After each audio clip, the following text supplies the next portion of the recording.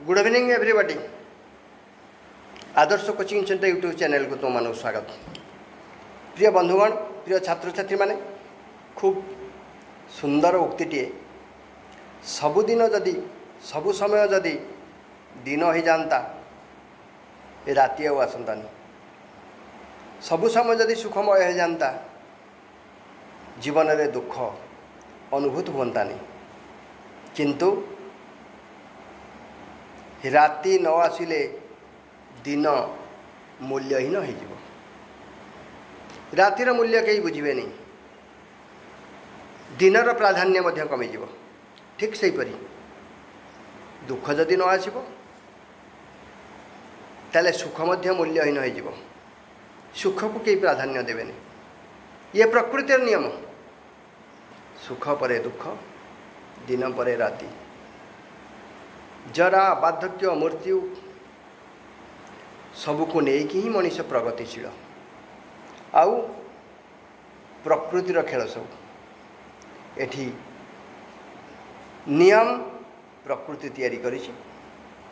प्रकृति चाहिए बदली जीव, सबु जिनस अवसंभावी। निजको बदलैबा मनीष हाथ में थाई पारे, किंतु प्रकृति को बदलैबा मनीष हाथर खेल नुहे।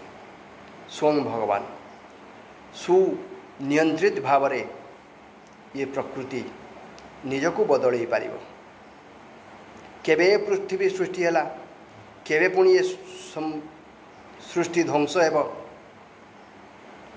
ये साधारण मनीष कहवा संभवपर नुहे। किंतु रूप रेख ये सारा संसार गोटे पर गोटे प्रकृति तैयारी कर देछि। अवश्य प्रकृतिर अनेक विनाश पाई मनीष दायी हो पारे, किंतु नूतनता सृष्टि पाई प्रकृति ही दायी।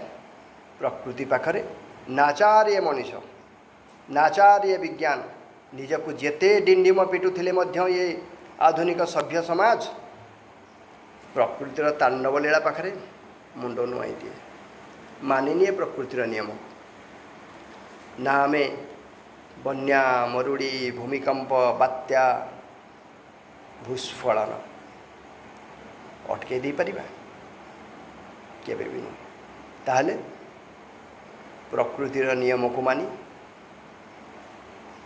आग को चलवा ही कर्तव्य, बुद्धिमतार परिचय। प्रकृति को मानि नवा ही श्रेय। जय जगन्नाथ।